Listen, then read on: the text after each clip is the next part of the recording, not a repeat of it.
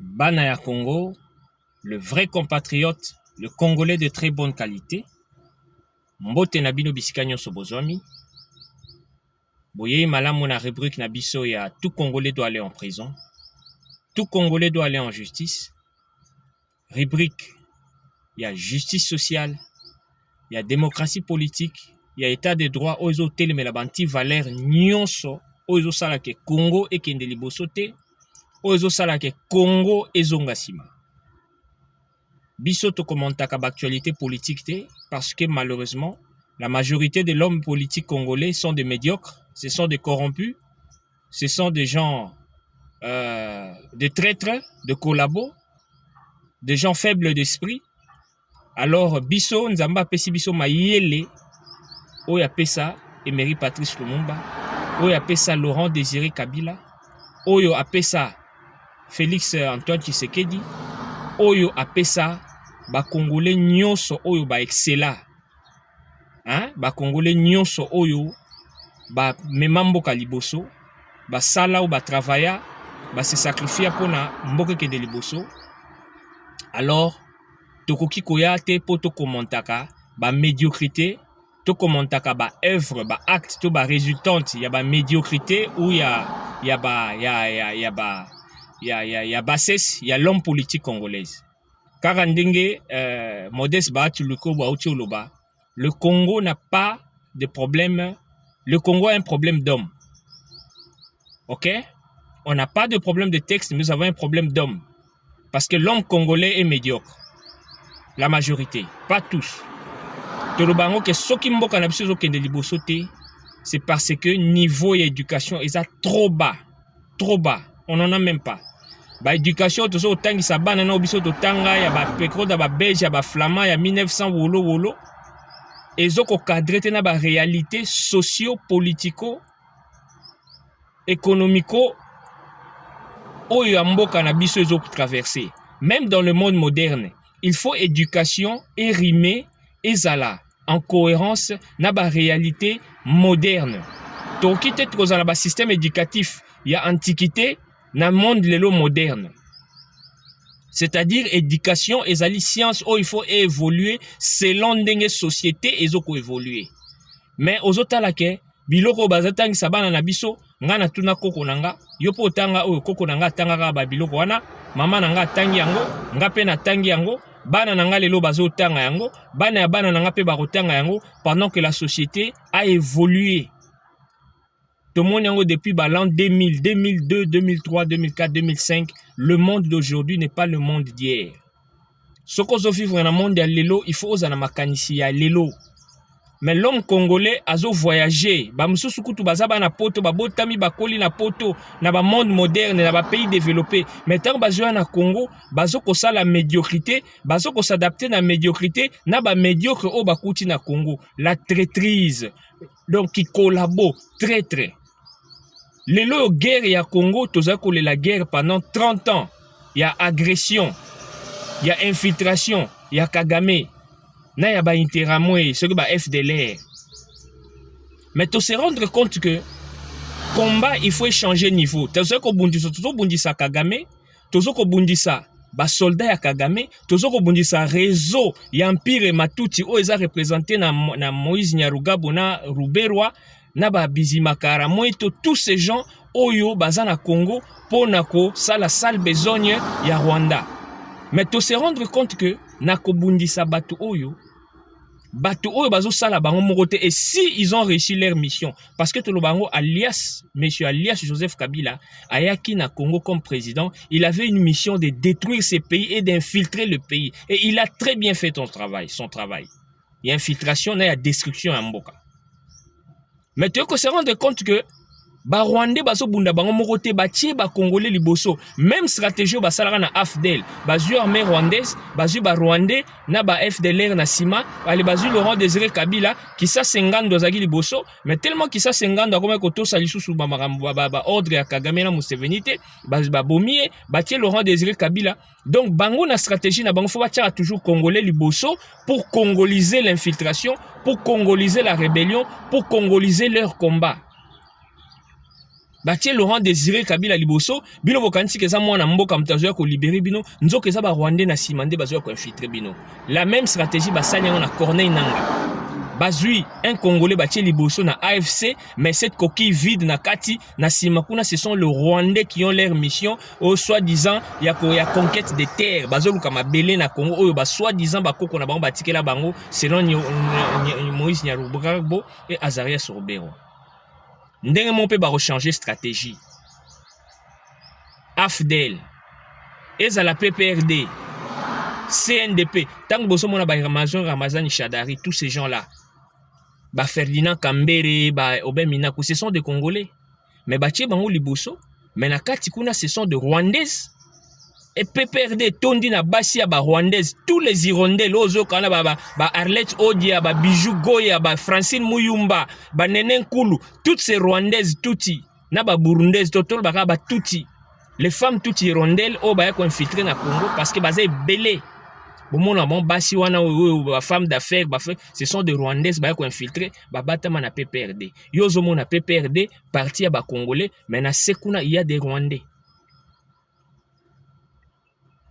Donc c'est cette stratégie de lobby que combat et ko changer parce que si ko tozoko bundisa ba Rwandais pour ba lingi ba Zouambo Kanabiso, mais ba Rwandais bazoko utiliser bande konabiso ba Congolais. Bota la kaya Jakindala. Notre frère Jakindala. Oya uti kobima récemment, liboso chef de l'État a gracié, abimi la prison, a récidivé. Awa dernièrement ngaka kufa abimi kutuna ba beki soko bande ko sanza makila. On l'a récidivisé, mais ye wana ke ko mbongo ya AFC ya ba Rwandais ya Kagame $50,000 pour a remplacer Willy Ngoma. Un autre Rwandais qu'on avait mis à la tête, Willy Ngoma, ba pesena kombo ya Ngoma, soi-disant Congolais, bino bozomona Congolais porte-parole, mais Willy Ngoma, un vrai Rwandais. Akufi tokolo ba pe à son âme te parce que bato baye koboma babomi ba Congolais belé. Ezandenge moko alias Joseph Kabila, l'homme qui mourra d'une balle sur la tête. Soka Akufi toko souhaitaka jamais ba mes condoléances parce que Kabila a été à la base de la mort des milliers de Congolais. Alors, Tokolo Belaye Lelo parce que il y a beaucoup de rumeurs qui circulent sur sa mort. Ce monsieur est décédé. Il mourra d'une balle sur la tête. On ne lui a pas encore donné une balle sur la tête. On a sa balle qu'on va lui donner sur la tête. Nous ne prêchions pas la violence. Nous ne prêchions pas le vandalisme. Nous ne prêchions pas des tueries. Mais justice sera rendue et faite pour le condamner à mort.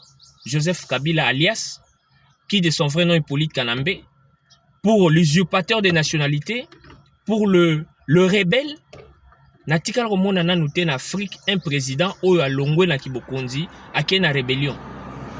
Peut-être Toloba Lissouba Sassou ou na Soudan John Garang, bon il n'était pas président aussi, il était vice-président. Mais on ne peut pas avoir dirigé un peuple et prendre les armes et se retourner pour tuer ces mêmes peuples. Le Congo est un pays démocratique. Tout celui qui aspire au pouvoir doit y accéder par la voie démocratique des élections et non par les armes. De l'autre côté, là, vraiment, la disparition de ces messieurs, alias Joseph Kabila, mais que Tolobango vers la fin, mais quand Tozo ko insisté, Tozo martelé, Toko Sala, ba analyse, il y a ba politicien médiocre à Congo, parce que presque toute l'opposition, na lobango à part Martin Fayulu, nde atikala na lignée moi mouké, malgré qu'il tergiverse aussi. Parce que des fois, Fayulu a lobailo mususu, ba allié na ba epenge, ba lobelo mususu, ba devos kitoko, ba lobelo mususu. Tu sens que vraiment il n'y a pas une forte structuration, mais quand même ils sont dans la lignée. Mais tous ces collabos là, les Jean-Marc Kabound, ce ne sont pas des opposants. Les Claudel Lubaya, les Délices Sanga, Martin Fayulu, on appelle Moïse Katumbi, pardon. L'autre là, le Seth Kikuni. Donc tous ces gens sont au service du Rwanda. Liambongo wa Kagame, en complicité, na prélat, évêque catholique, mbongo, chole, moute, Fulgence, na pasteur, il y a l'église de réveil. Donc tous ces mondes-là de collabos, de traîtres, de médiocres, Et quand ils excellent, quand ils posent des actes de médiocrité, biso batamaï de tokoya wateto bandakako, analyser ba acte na bango ya médiocrité. Mais nous allons toujours dénoncer leur traîtrisme, leur collaborationnisme avec le Rwandais ou Paul Kagame, leur traîtrisme, leur médiocrité, leur trahison, leur haine envers le gouvernement congolais, surtout sur la personne de Félix Tshisekedi. Toyebi te soki Tshisekedi abotela bango mbongo to mwasi mais toyebi ambongo eza pona gratuité ya enseignement bato balingi kaka Congo eza la ba minerval ebele bato basala raté ba salaire eza te ba $100 na Congo mais mwana minerval $500 $600 par an kozwa mbongo wapi balingi mboka ebonga te mboka etika toujours na tiers monde or ba pays nyonso ya monde lelo classe ezaka ofele ba soins médicaux ezaka ofele. Moi, je suis à l'université, mais école primaire, secondaire, et même la Constitution le déclare que l'enseignement primaire et secondaire doit être gratuit. Mais, et pas jouer un article de la Constitution, en bongo à mon angoté. De lui, il faut violer la Constitution. Une Constitution qui a été taillée sur mesure par les belligérants. Et Louis Michel, pour accoutumer M. Joseph Kabila. Donc, bazo pena constitution ana donc sala yango ndenge soke na taille ne batsage lamba taille fois zo mesure awa lipeke ozabo awa na pandi na anche ozabo longue. Donc babongisi yango pona alias Joseph Kabila à l'époque. En 2006, il fallait maintenir au pouvoir le plus longtemps que possible. Alors vraiment, il fallait qu'il le fasse constitutionnellement. Et Torolo Belango surtout mingi surtout ba débat ils belé sur changement de la constitution. Bamsou bazo parce que la constitution est vieille. Oui, la constitution peut vieillir parce que la constitution c'est comme dans tout le bas éducation, elle doit rimer avec les réalités sociologiques, politiques, économiques et mboka. Il y a un moment que ba grande nation va changer la constitution. Même les États-Unis, sur une histoire constitutionnelle, tu salues le professeur à droit constitutionnel. À l'époque, Bisoba na Inikin, parce que Nazaré na Inikin, la promotion en 2003-2004. Moutapé Sabiso droit constitutionnel, c'était, je crois, le droit constitutionnel, la portion d'absolu à droit constitutionnel, et Zalaki. Bon, moi, j'ai la promotion à première A. La première B, Zaki Kalongo Mbikai. Biso na première A, et Zalaki. Non, Luzolo Bambi a pesa biso OCJ, Mbata o azalelo professeur Mbata bozobenga lo union sacrée, a pesa biso komo bengaka ISPAT, institution socio-politico de l'Afrique traditionnelle, OK? Mbata za pesa biso ISPAT. Mais muta pesa biso droit constitutionnel, je crois c'était Bakandeja ou Ampungu, je crois. Bakandeja. Je dois encore me souvenir, je crois que c'était Bakandeja. Parce que Nyabirungu, Azarope, ça. Bon, vous comprenez, hein, ça date de longtemps. Depuis 2004, j'étais à l'Unikin. Hein, j'étudiais à l'Unikin en droit. Nazaki na faculté à droit. Bon, reconnaître un gars. Avant, aucun autant en Afrique du Sud, à Damlin. Et puis, en Poto. Donc, bref.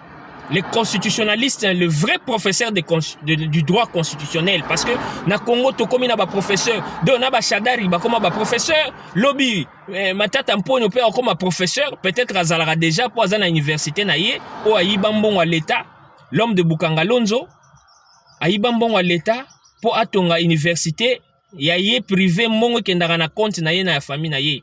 Mais vous moni Félix Tshisekedi, l'homme que vous avez sous-estimé, Mouto Boloba Tangate soit disant à diplôme T, mais déjà dans la 7e université à construire les aéroports. Moi Namboka le vrai patriote. Mais maintenant tamponyo soit disant ceux qui les docteurs, ceux qui les bidoc, mais azotong ici université, Nambongo à l'état, mais université aïe. Et ces gens comme des Matata Tamponyo, Oyokutu, azana d'origine rwandaise, ba nationalité n'est pas douteuse parce que tous en a propos il y a ancien premier ministre Lunda Bouloulou. Lorsqu'il identifiait Matata comme chef des étudiants rwandais à l'INULU, ok? Mais les lois a commis donner des leçons. Et Moutabwe Boko Benga est opposant. Et biso toko ya wateto bandakako commenter bah acte, il y a médiocrité, il y a monsieur Matata Mponyo parce que il n'est pas un exemplaire. Dans le monde ya lelo quand tu as été un premier ministre, bah tu ba Matata Mponyo, bah Bruno Tshibala. Bah, oh, l'autre, c'est qui? Ouassara 3 mois. Sami Badibanga. Ilung Kamba. Lelo Soumino Azali. Tous ceux qui ont été des premiers ministres, au moins, vous devez aspirer à la présidence. Et tous ceux qui ont été des présidents vivants, parce que la majorité sont morts. Laurent Désiré Azate, Kassavou Boazate, Nani, l'autre c'est qui? Mobutu Azate. Mais Alia Joseph Kabila, malgré que tu as une histoire à Congo, parce que c'est un usurpateur, même na histoire, il y a un président, tu as page noire. Il y a Alia Joseph Kabila, parce que les 16 ans ou les 18 ans qu'il a occupé à la tête du pays pour détruire ce pays. Mais ces messieurs, au lieu à la rébellion, à financer le groupe rebelle, Bananga et les autres, ils pouvaient aspirer à d'autres choses, à la politique internationale. Parce que quand on a été président, au cours des présidents OUA, au cours des secrétaires généraux des Nations Unies, au cours de l'envoyé spécial, il y a une mission, il y a ONU, il y a OUA, il y a Maman Belé dans le monde. Et ça que non, toi tu as la présidence, n'a pas chose là qui bien à Tatanayo, Congo ça le pango à Tatanayo, oh yo zaki na bokondi, siko zuango, au pesi moi mutu mo ba bombela yo, ndenge ba pesa ka mwasi na mutu ke ngo voyager, mwasi bombela nga mwasi na kena koya, alo bombisi pouvoir. Mais il faut être un médiocre, pouvoir bakabango te. Le pouvoir ça se mérite. Dans le monde des médiocres, le pouvoir ça s'arrache. Mais biso ba intellectuel ba érudit, tout le pouvoir ça se mérite, ça se vote, ça se décide. Montoloko là, Alia Joseph Kabila, ceux qui ont parcours n'est même CV, ce n'est pas quelqu'un qui était digne à Kozala Mokondi. Il y a Mboka Monene, un pays stratégique, le Congo. Mais s'il a eu cette chance et qu'il en a abusé, parce que sous l'époque de Joseph Kabila, il y avait la misère, des guerres, des charnières, la dictature, les arbitraires, les arrestations arbitraires, tout le bayango. Mboke Koufaki sur tout le plan, même sur le plan diplomatique, sur le plan économique, sur le plan social, justice, économie. Donc, Nyon Sezalaki, KO est par terre. Pendant 18 ans. Et Lelo Yobaka Koya va donner des leçons. Je ne sais pas, Rwandais, Nyon Sona, Congolais, collabo traître, Oyo Bazoko. Chabiso Makele le tongo pourquoi sur les réseaux sociaux que Kabila Zonga. Qu'est-ce que Kabila fait de mieux au Togozong, c'est Lelo pour Aya Susuko Bomamboka. Tozana Mwana Mboka à la tête du pays, Félix Antoine Tshisekedi. Malgré que l'économie est fleurie, donnez-nous quelque peu de temps, et Koya, mais justice paix, écoutez les mains. Sur le plan diplomatique, Congo a commis l'allié des plus grandes puissances au monde parce que dans le monde politique est un monde d'intérêt. Et la politique, pour pas considérer yo, même la vie à l'élo, pour pas considérer yo mutu, il faut zalane loko. Biso tona ba minéré, tona nyonso, nous sommes les pays les plus riches du monde. C'est-à-dire moto nyonso ko la biso tolo la moitié qui toko na quartier, mi bali nyonso ba robeta mitu po ba zoyer. Alors toza bateau te que fallait tozala na ba lié ya pété. Loko la ba chinois, sur ba Iran, est-ce que boteka ba iranium, tout ça comment on appelle ça, ba Russie. Non, il faut toza ba lié ba grande puissance. Bravo na Félix Antoine Tshisekedi. Na ndenge partenariat et accord entre États-Unis na RDC. Il n'y a que Fulgence Mouteba et certains médiocres qui n'avaient pas compris. Ils sont conscients, mais par la haine, la traîtrise, le collaborationnisme. On ne peut pas compromettre la richesse d'un pays pour la paix. Mais dans la vie ou dans le monde d'aujourd'hui, la paix n'a pas de prix. Qu'est-ce qui est plus mieux que la paix?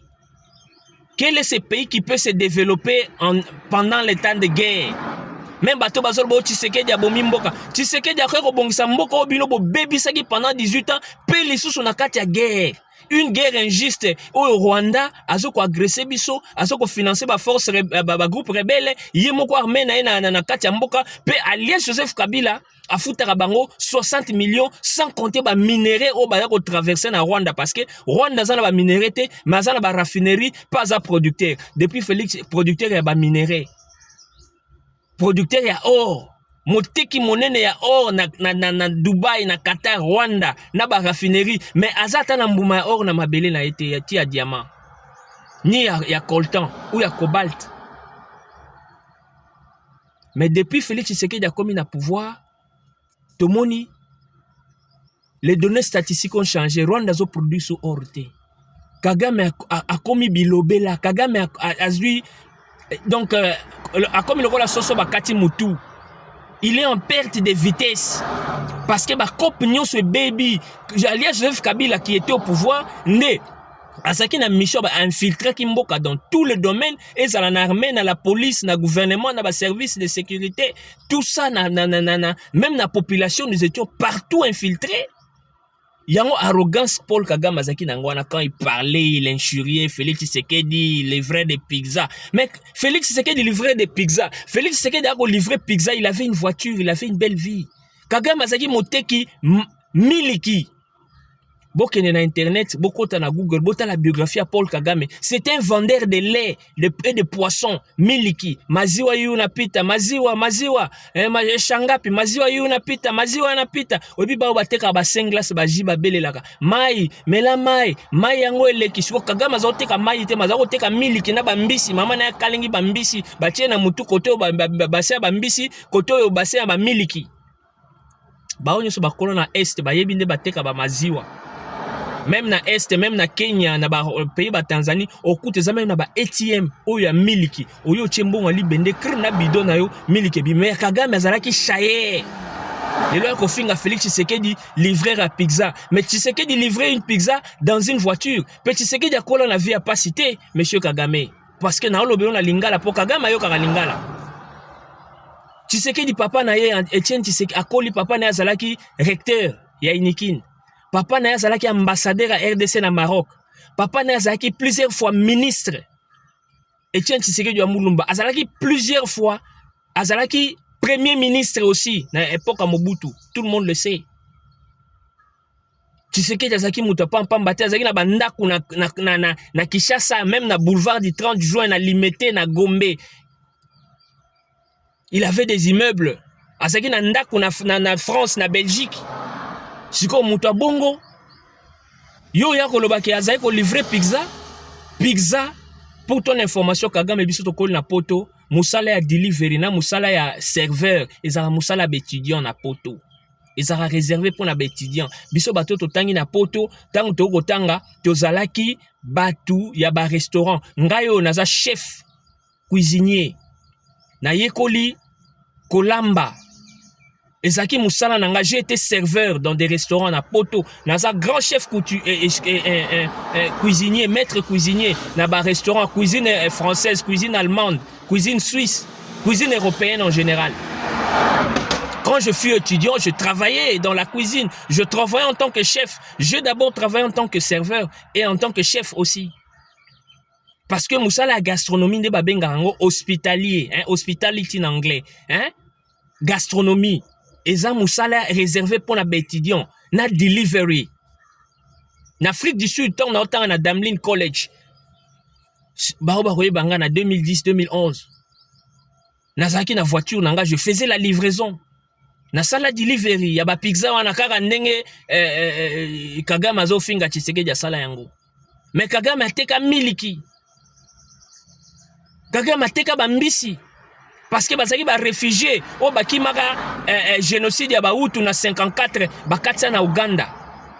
Il s'est enrôlé dans l'armée tant Moussala Mbisi ya miliki simbité, il s'est enrôlé dans l'armée et c'est dans l'armée ti ayeko la promu chef de renseignement na Uganda parce que bakimaka na Uganda et ayeko kende États-Unis ke sala ba formation na militaire na ndenge bayako sala coup d'état génocide na 94 boyebi yango liwa ya Biarimana ba pasteur Bizimungu et ti na ndenge aya kozwa pouvoir na coup d'état l'homme médiocre, Oya Sali Soki 10 mandats, a changé de constitution 14 fois pour se maintenir au pouvoir, taillé sur sa petite taille, sa grosse tête ou son skeleton, sa taille de squelette. Comme ça, il a taillé la constitution rwandaise pour écarter les Hutus et le Twa et se maintenir au pouvoir. Kagame à sa fin, en perte de vitesse. Depuis l'accord de Washington a été signé, Kagame n'est pas le Kagame qu'on a compris parce qu'il est déstabilisé, il est décapité. Alors, médiocre, Fabien qui soigne, Oyo bakena kotinda batu basa la marche libanda ya Trump Institute pour nako contredire accord wapi bino parce que boa batu maile était kuswani kaka nde oza mukuse nde pe maile no oza mukuse. Excusez-moi pour le terme nazo finga te, je te qualifie parce que tango batu mikuse to batu mikuse bazaka maile mais tout moyo muta mukuse na maile ya mukuse tango biso to lobela accord wana bino à cause de la haine envers Félix Tshisekedi, Jacques Ndala, donc, bokomi ba rebelle, donc, ba récidiviste. Jacques Ndala touro na prison, ata okufi, motakoyo ke la yote. Ozande qu'on a biso congolais, mais on ne pardonnera pas la traîtrise. Traître ya mboka ya Congo. Nous n'avons que le Congo. Et moto akoya nyoso po teka Congo na ba Rwandais na ba Tutsi, parce que ba Tutsi baza peuple bazanga mabele. Baza nulle part ba lukara mabele. Yango bazo sala tout donc rêve na bango ezalaka Kivu selon accord de Remero basignaka soi-disant na Laurent Désiré Kabila na Batambwe Mwamba rêve na bango ezalaka mabele à Kivu. Alors bayiki bango mo bako réaliser ngote il faut ba utiliser ba congolais faibles d'esprit les corruptibles. Est-ce que nga mudlo nga ata 100 000 ata 200 000 même 1 million ko Kagame akoya nango so Kabila même parce que il y a Kagame Kabila Rubero na Banyarugabo bango na nde ba financier bango nde bazoko traquer ba congolais faible d'esprit lokola ba Jacques Ndala ba Daniel Safou au monde ba silisi Daniel Safou Jacques Ndala ope kende ba silisa yo to sala bino matanga te bino ba collabo o bozali ko travailler au service ya Rwanda pour na koteka Congo to yebisaka bino so na bino to ko traiter ngo ndenge ba français ba salaka ba ndeko na bango ba français oyo ba yaka ko trahir France après pendant la guerre mondiale. Parce que l'Allemagne a occupé la France. Mais pour bien occuper la France et les services de renseignement, les Allemands ba utiliser ka ba français collabo traître. Lokola ba Bokechu, lokola ba Daniel Safou, lokola ba Corneille Nanga, lokola ba Bertrand Bisimwa, lokola ba Seth Kikuni, lokola ba Jean-Marc Kabound, lokola ba Claudel Lubaye ou ba Delice Sanga. Donc ba français ba zaka médiocre lokola ba toute l'opposition congolaise, la classe de l'opposition. Ba utilisaka bango pona ko teke la Allemand ba plan ndenge ba infiltré. L'Allemagne a infiltré la France, l'Allemagne a occupé la France. Mais lorsque la France s'était libérée, ba collabo na sort na bango zalaka lynchage. Ils ont été pendus en public. Tokolimbi sakabino te ba pero lurara, bino nyoso boza na armée numérique. Na ba baza na gouvernement na ba institution à l'état. Lokola ba Bahati Lukwebo.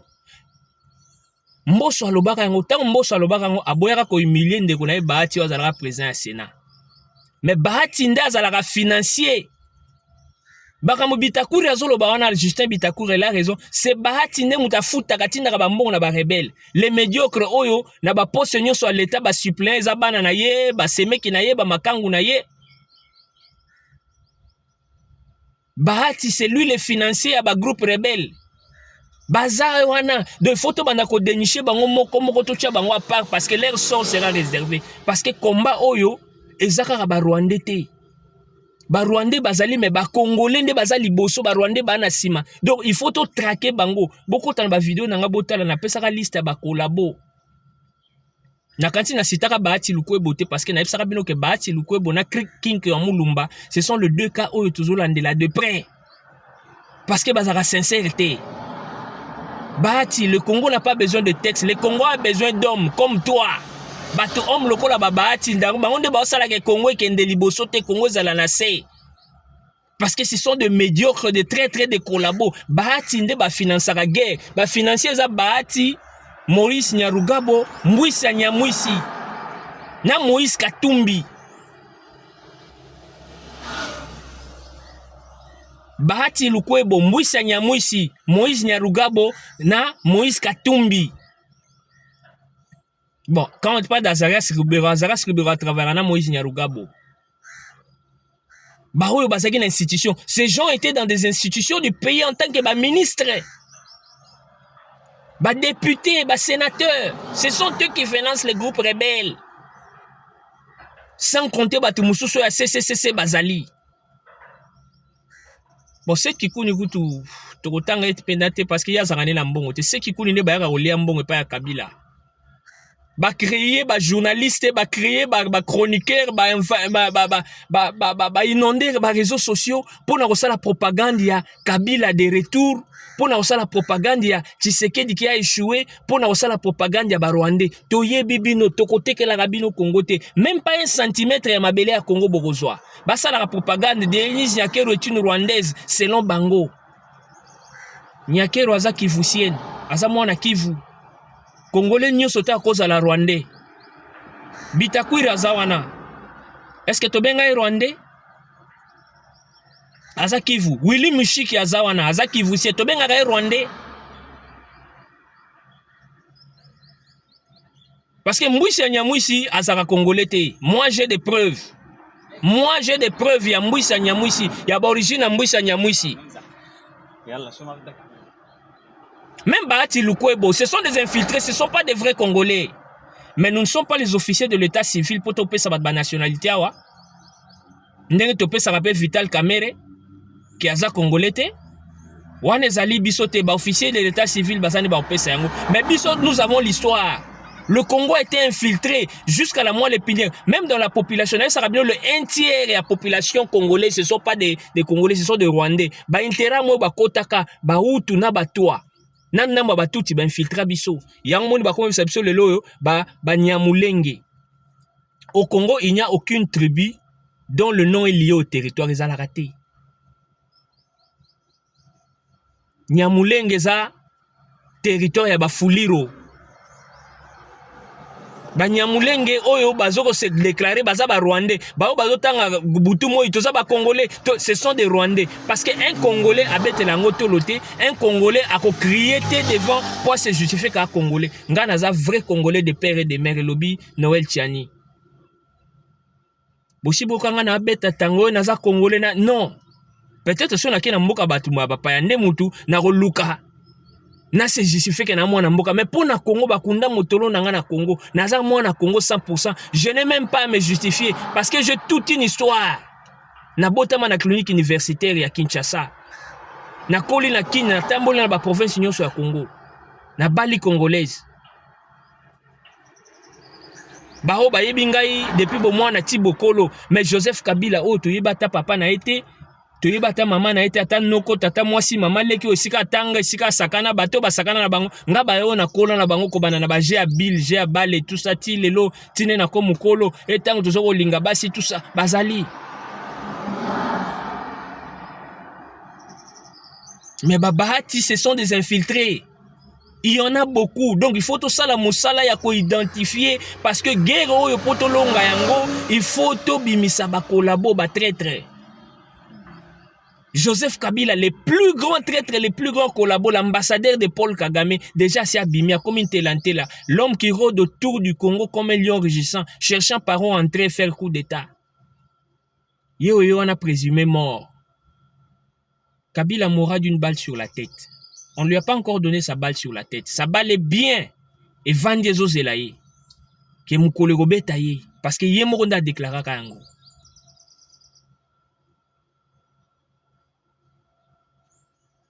Bahati Lukwebo, le Congo n'a pas besoin de texte, le Congo a besoin d'hommes comme toi. Le Congo a problème d'hommes comme toi. Je sais pas, tu faut écarter na Congo parce que besoin que ça Congo soni, besoin que sa classe politique soni, besoin faire souffrir le peuple. Le népotisme, moto tout autour l'entourage na ye na siège na ye na cabinet na ye zakara babana na ye na famille na ye Bahati Lukwebo.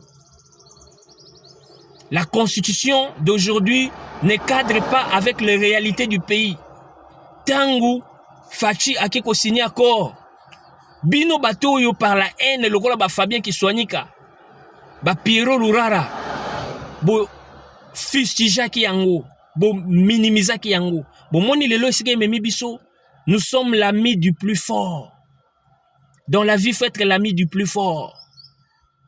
Dans la vie, il faut être à côté de l'homme fort. Même na classe, programme d'études bidon, tout le temps na Congo, bimisi ba médiocre belé, mais ba que la raison du plus fort est toujours la meilleure.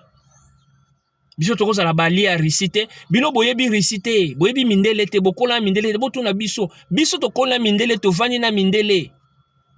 To vandi na basi ya mindele po liboso na balaka mwasi ya mindele avana ko bala congolaise lelo. Na bala mwasi ya mundele na bota na ye. Na yebi fonctionnement ya mindele. Mundele jamais bundisaka ndeko na ye. Russie jamais bino bokoza la lia Russie pour Russie à bundisa États-Unis. Ba sala rango te. Politique eza monde ba intérêt. Aussi longtemps que bazana intérêt na bango kutu bagoya ba kosi bino ba yebino. Bo monde ba sali Kagame, mundele a utilisé amuloko papier hygiénique. Mundele a utilisé amuloko papier. Monde papier ezao. Oyo. Na zua on a pangusi mutoki. Hein? Nazo tokate mais na pese exemple ne mundele a utilisé amuto. Donc tango azuyo, il a besoin de toi. Aza posa na yo. Pona ba objectif na ye asali ora aboy. Apangusi yo. Motanga pangusi osili asa sou na besoin na ote. Parce que objectif na ye za atteint. Abwaki yo. Na obwaka na nzela te. Naza na poubelle na nga na voiture. Na bwaka salte na nzela te. Abwaki yo. Ndenge moko Kagame ba utilizaki ye. Pour na koyiba, ko détruire, ko déstabiliser Congo aliaka ba miette. Asa la raffinerie, lelo raffinerie ya ba minerai tuli. Tshisekedi ake ko négocier ye moko. To yebisaka bino. Biso so to sepelaki na accord oyo. Boza bato maile te, maile o nzamba apesi biso. Bato tozo kamba pouvoir lelo bino bokoma wana te bino ba opposant o na ba médiocre na ba collaborateur ba rwandais. Accord ezalaki piège pour na Kagame parce que quand tu signes un accord, combien des accords ba signé entre RDC et Rwanda au Kagame a violé yango? Ba résolution combien Nations Unies ba accord cadre, ba accord de paix, ya Addis Abeba, ya Gaborone, ya Luanda, combien au Kagame a respecté? Fachi atalabi guerre eza ya ba Rwandais, mukolo guerre banda Tony Blair et Bill Clinton. Yango biso ba Congolais tolinga ba démocrate te. Quand les démocrates sont au pouvoir, Congo ezalaka pasi pour na biso parce que bango ne mutu baza ba grand financier pe bango ne batira ba ficelle ya guerre oyo. Biso to sepelaka na ba républicain ndenge Trump azali. Atako ba républicain ba bakao politique na bango ezali ya komene ba biso to sepelaka na ba républicain. Yango moni tanga Hillary Clinton to sepela ki a échoué. To lingaki mwasi wana ya te parce que mobali na yende mutu bato ba créer guerre wa ba boma Laurent Désiré Kabila. Biso to lingaka ba républicain, to lingaka ba démocrate te.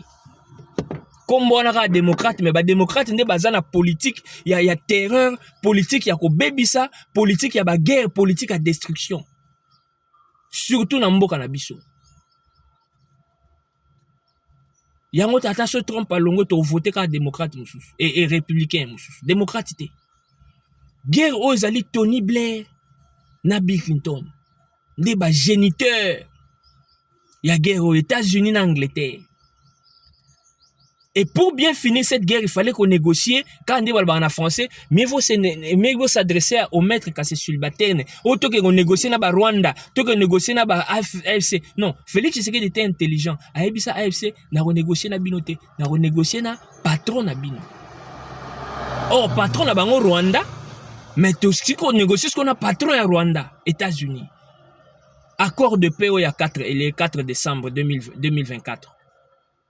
Alors, tout ça, Kagame a violé yango nenga mesana. Parce qu'à quand ça, on a le droit d'accord à Addis Abeba, d'accord à Luanda. Africain, tout le monde a raté. Africain, tout ça toujours un esprit à coloniser.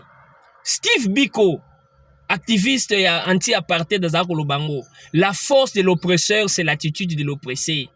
Tant qu'on a un patron, on a boulir yo. Nde balba en anglais to bully. Oyo azoko bafouer ba droit na yo azoko maltraiter yo. Mais soki ozaka na bobangi oza soumis un esclave poli à cause de la force makasi lisusu ya kosala mabe. Mais quand tu te révoltes, tu lui fais voir ou tu réclames tes droits akobanga mutai ba droit na ina ya zotinda akomitu ba question ebele.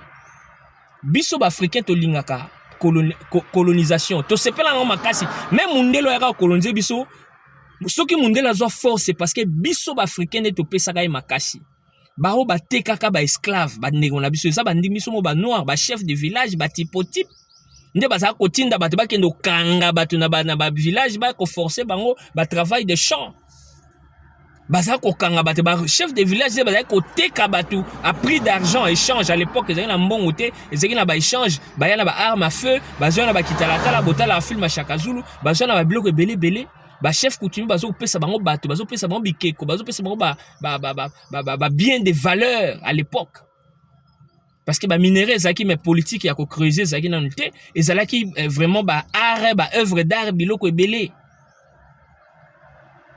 soki ba chef coutumier ba chef du village ba konzi na biso à l'époque ya Afrique bazalaka lokola ba Éthiopien parce que l'Éthiopie c'est le seul pays qui n'a pas été colonisé parce que Éthiopie ba bunda ba konzi na bango ba chef na bango tribal ya ba tribu ya ba village ba résister contre Mindele ya Mindele ba koka ko infiltrer bango te kota kati na bango mais biso le reste de l'Afrique le quoi tozaki faible pe lokola ba chef na biso bazaki ba très ba collabo lokola opposition congolaise à lelo bango nde ba pesaka Mindele force à kota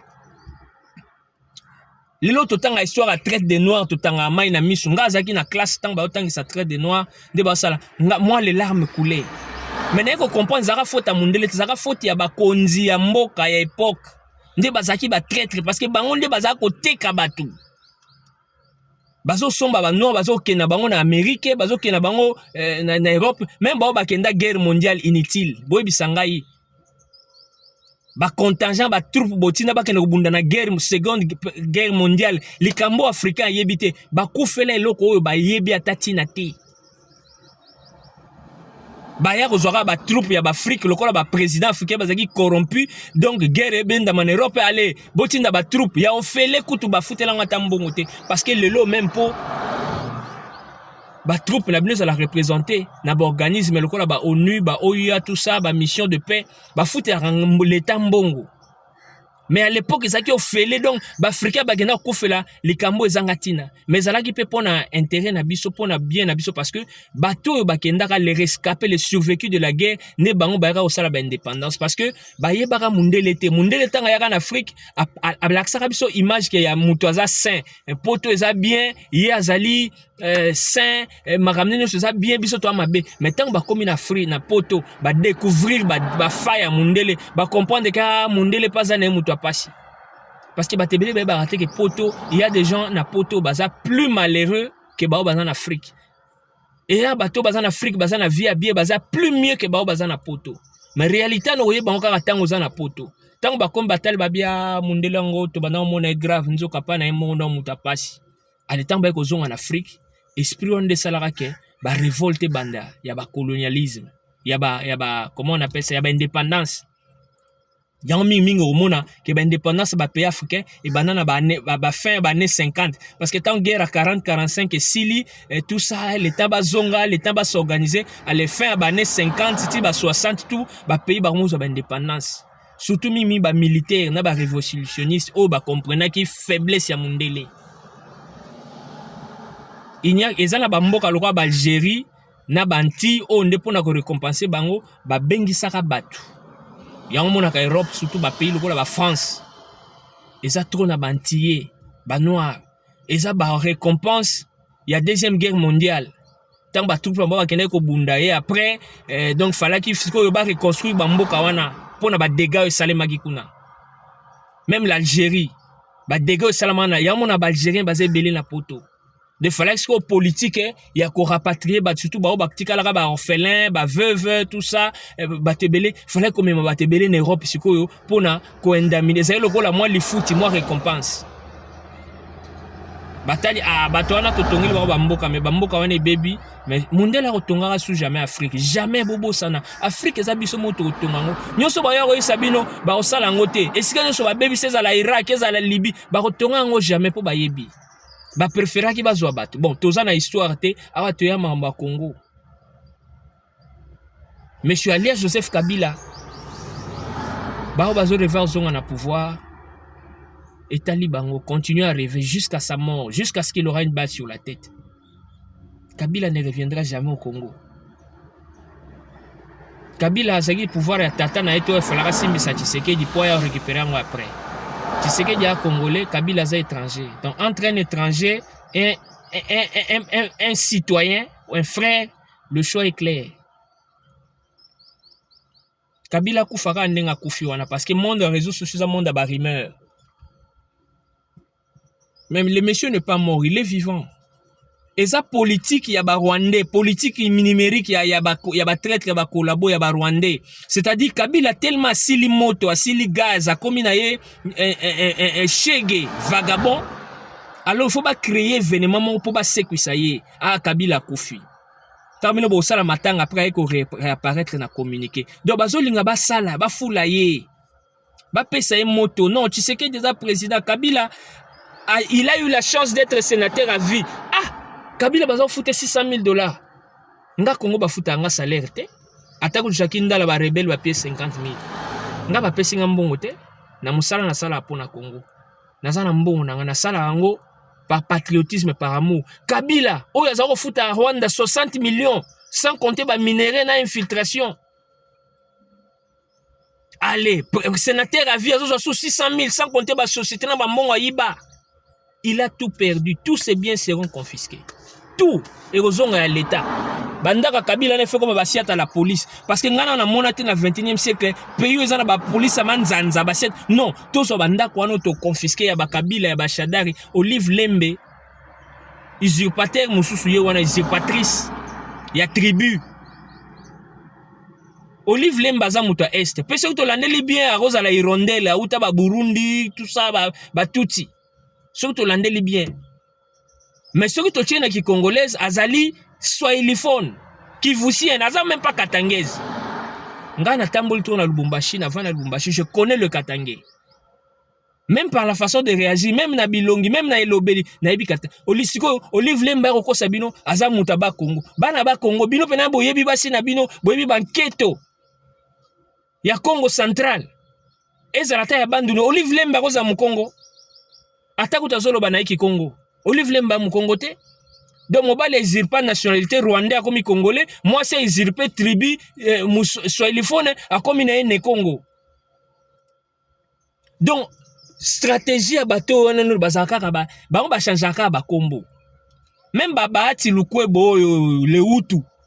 C'est un Rwandais Hutu. Mais surtout landi bi oyoka bati mana lukwebo mana. Oh, yazala plusieurs fois ministre et alias Joseph Kabila. Mutoyo a sali pouvoir Joseph Kabila. Yango Félix Tshisekedi atana nyo sacré ngotoko yamba te. Nga pena baati lukwebo na kinki wa mulumba Kabila totondi yote Kabila désir. Kinki mulumba. Yepe ba origine na ye tolandela rango. Kamere atana azana ba origine na ye ya Kiburunde. Mais Kamere travaille pour le Congo. Abali na epe amida chati waza 50% congolais, 50% indien. Wan etali biso te za vie privée na bango. Même si oza rwandais, oroki ko aspirer jamais na ba poste régalien ya mboka. Oko mata ba ministre, au sénateur entre comment on appelle ça, entreprise publique, mandataire public, biloko na et pas jamais, plus jamais encore président. Et loba nango Noël Tchani que je salue en passant. Notre vieux. Des pères et des mères. Les abats postes réservés pour des pères et des mères. Bino bata ba nationalité makayabu, ba nationalité douteuse, bokotika la rasoki, aussi musala au sein d'entreprise, ou bien na cabinet quelque part. Mais ce qu'on est étranger, aux chance encore ma congolais, ou bien à cause de poste na Congo, tu travailles pour le Congo. Nga so bo pesinga nationalité américaine, ou bien na du chance à travailler, bon, na travailler na ba payer belé, na travailler en Afrique du Sud, na travailler na ba payer belé en Europe, mais je n'ai pas travaillé aux États-Unis. Hein, États-Unis, ça y est juste qu'à visite et tout ça, mais nous avons vraiment une officialité. Et nous surtout pas encore dans le gouvernement. Si on a vu dans le gouvernement, on a travaillé pour la République. Je veux travailler pour le pays. Je ne veux pas travailler pour l'intérêt. Il y a Mboka Nanga Moroboye. Ndenge nazo travailler pour le Congo. Je veux, si on a vu poste na Congo, je veux travailler pour le Congo. Nako travailler pour le Mboka Moroboye. Attention, on a une nationalité dans le passé. ata soki mwasi na nga za muta nationalité wana na travailler na mpona na intérêt mboka na bango te. La politique est un monde d'intérêt. L'homme congolais, surtout l'homme politique congolais, est médiocre dans tous les plans. Ozomona ba couche sociale nyonso ba politicien, ba pasteur, ba journaliste, ba chroniqueur. Donc médiocrité na médiocrité, bassesse d'esprit. Monde lelo eza monde ouvert, tout ça dans monde internet. Lelo internet eleki ata classe. Na koteya. Hein? Na koyekola.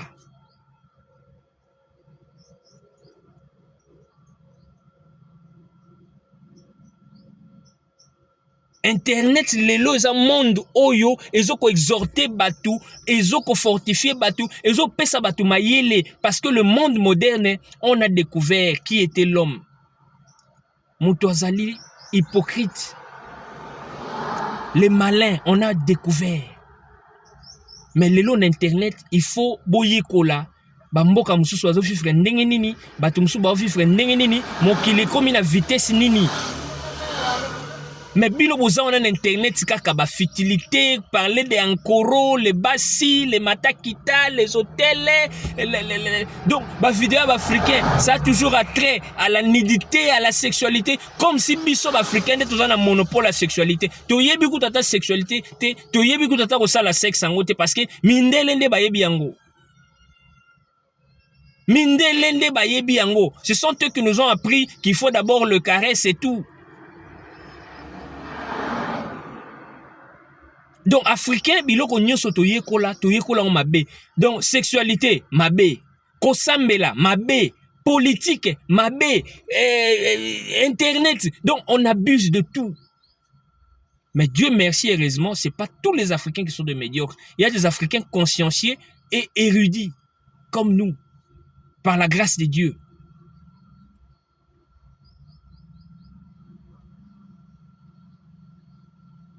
Alors, bino posana bino zaka bobo ma Félix Tshisekedi. Mais Félix Tshisekedi, asa paye père de famille. Bon, asa institution sa président mboka. Tokolo ke président sera longwe ba remplacer mususu. Mais papa sera longwe papa bana na ye wana so papa na banga kufi. Bino boko ba papa na ye. To mwasi na wana sera kufi, bino boko ma mobile na ye. To bakoko na wana sera kufi, bino boko ma bakoko na ye. Vous allez tuer ces messieurs pour avoir quoi? Juste par la haine et votre médiocrité et votre traîtrisme corrompu, le collaborationnisme avec le Rwandais. Vous travaillez pour le Rwanda. Incapable de condamner. Rwanda wana lelo ba betie ba sanction. Ba gelé ba voir na bango ba officier ba wanzwa sou ba visa te. Ba sanction États-Unis. Bon moni katoliki bino na maele, Fabien Kiswanika. Parce que quand on a signé cet accord, Biso toyebaki yango très bien que le Rwanda va violer, il va pas respecter. On le savait. Tala maïle la biso za musika, Félix Tshisekedi bomo na laksi bino que c'est un génie. La sagesse. Et où t'as la classe, c'est beaucoup za ba docteur, ba bidoc, ba doctorat 5 fois 6 fois. Mais Félix Tshisekedi oyo bino bokanse mutamaïle était, Yewanda zo gérer, azo kamba bino, pe alakisi bino, comment est-ce que on fait la politique. Et surtout, la politique, c'est la diplomatie, c'est aussi la communication. Le lobbying, la diplomatie et la communication, la stratégie. Après, tu as la gestion. Congo ko bonga nanko, Congo ko bonga bana Congo boza la calme, tozoya boko lia boko tonda, ba pito ba université ba autoroute. Banzela ya train. Tala. Moi, j'étais en Zambie. Et ça en 2022. Nazaki na sakani na zo katsa Zambie.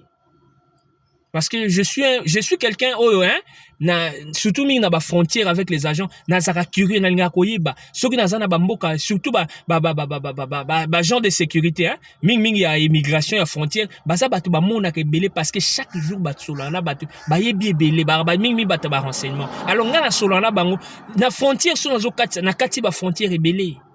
Et ça na Brazzaville, et ça bon à part ya Centrafrique na kendate, ou bien ya Kisangani na Soudan na komate. Mais o ya se ya koto ya Angola, ya Zambie, ya Tanzanie, ba pays na kati ba frontière rebelle. Na solara toujours même na aéroport. Les Zambiens tala bosi bomoni maison ya infrastructure frontalier oyo ba Tshisekedi atongi na Kasumbalesa même ya Sakanya nga na oyo bango tango na katisi Zambie mbala liboso ezaki na 2011 pour ce frontalier Kasumbalesa kama ndako mwa mukie ndi ya ndako porte ya chambre na salon mais okoti na Zambie yoka immeuble mais lelo boko eta lelo ba beti na Kasumbalesa oyebi ba Zambie ba bisanga ba bi ah en tout cas président Obozui vraiment nde mutu oyo fallait azala mboka na bino yeyo ba Zambien tabi non Kabila wana azaki distrait azaki ko distrait bino président yeyo do bino likolo ya nzala lokoso kolabo mbonga Kagame boza na souci ya peuple te bolo peuple a souffrir bino boza na bambongo bosi bokenda ko laisser peuple wana bokabolata ba ekola masango nde basaraka na covid bokabolata ba soso basaki aloso police nya sia sala yango ke peuple souffrir na ke nata okabela ataka tata na ba ofelina mais tout le peuple au bino bo défendre likola ba intérêt na bino ba poste bozuluka ba poste donc butumo il faut tout ça ka dialogue pour bino bozo ba poste pour réinfiltrer sous Mboka. Et vous travaillez au service de l'ennemi, les Rwandais, les Tutsi Kagame. Pendant que les États-Unis, na Angleterre, donc Bill Clinton na Tony Blair, basé ko utiliser bango pour na koyiba ba minéraux, bango na mayele na bango ya mabe ya ko s'accaparer na ba terre ya Congo, ya koyiba mabele ya Congo, na sima na bazako boma, bazako piller, yango Kagame sala ba raffinerie, akoma na ye exportateur à or. Kagame exportateur à or esili. Parce que Tshisekedi a tout verrouillé. Si l'économie n'a pas mata, mboka ekende liboso. Alors lokola sur le plan diplomatique, tant que tu signes accord to yebaki bien que Kagame ako violer yango et tant ako violer yango nde sika malheur na ye ko banda. Parce que bateau bakolo guerre wana bazaka bata ba intérêt ba multinationaliste bon bazaka bata ba intérêt. Même à Tshisekedi lelo yo bazana ye parce que azo ko rempli ba intérêt na bango. Félix Antoine Tshisekedi yo kanga yo na ba conseiller na onyo peut-être bolanda vidéo yo. Mukolo oyo kokataka intérêt na bango bazalaka na bango ce sont des gens sans état d'âme. D'ailleurs Félix Tshisekedi na repeso kutu conseil parce que ozamo na protocole na poto plus de 30 ans oyebi biso batu tokoli na poto bato vana mindele toyebi bango mundela azala na ye mutu intérêt ezala basi ezala mibali mwasi ya mundela ozala na okaka pozo produire ye basi na biso ya bato mingi bazakata atoza na mbongo ata soki mbongo esili ebele bakimaka bamosusu ata kovanda akanisa ata le passé et puis ba famille bamosusu bakopia etoli mosusu akotala ata na vandi mpo na bana mundela asala yango te o mundela avanda mpo na bana te mundela so esili akei nga avandi na mwasi ya mundele pendant 6 ans 6 ans na bana parce que vie ezalaki bien ezalaki kotonda ça fleurissait mais ntango esilaki akendaki bazalaka bongo donc mundele azoya pona intérêt na ye États-Unis aza ami na biso pona ba intérêt na ye nous on s'en fout nous aussi longtemps que to silisa Kagame. Je ne veux pas prêcher la violence ici, mais Kagame, il faut côté mabele. Car Kabila a une balle sur la tête. Kabila Kagame a 2 balles sur la tête. Pour venger les morts, les milliers de morts. Mais les autres amis américains, nous allons profiter de ce temps pour instaurer la paix. Parce que on est basé dans la technologie moderne, il y a des drones, hein? Système à bouton. Au moment où alias Joseph Kabila, nazo yenga, zo lukaska côté na Congo. Babé taka bouton tout. Une balle sur la tête. Kagame a un bouton tout. Atati azolo ba arrogance wana shang shan James Kabarebe shang shan go to hell. Kagame, you the one who go to hell. Go to hell n'est pas français alors avant en enfer, va te faire foutre. On dit alors qui go to hell. Kagame, it's you who will go to hell. Parce que akomi na suka alala kasusu te donc akomi mutaba drogue ya ba whisky donc le rêve et empire matuti fallait bazona Kivu et katani ba kopo na bango ya kotia toujours ba congolais liboso ya ba rébellion pona ko boma toti mbeli yango banda période ba AFDL ya ba PPRD ya ba RCDK ML Roger Lumbala rebelle mususu wana l'autre médiocre yekuta ko kufa kuna na prison na France. Un traître collabo muto asala matanga mukolo Etienne Tshisekedi Mulumba kufaka asala feti Tshisekedi Mulumba asima minduki te aza rebelle te. Laurent Désiré Kabila China résidence surveillée ba refula ekutu na Kinshasa soki batindi soki wapi batindi soki na village nini asima minduki te.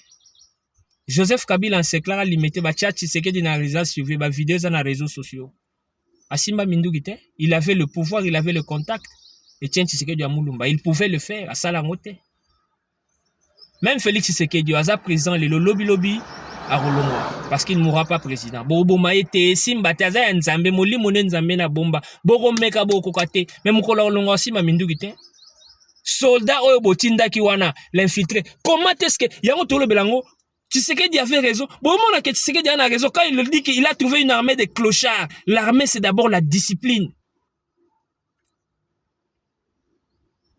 Moi je fais une formation militaire en Afrique du Sud parce que na travaillé na ba arm response, boy bien ba service où ils avaient backup.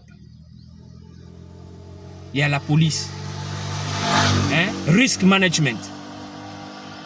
Je fais l'armée. C'est d'abord la discipline. Comment un militaire ko déserté poste na ou que quand on a salle des ministres pour no kono abengyo ko pese sango ya matanga. Est-ce que c'est important?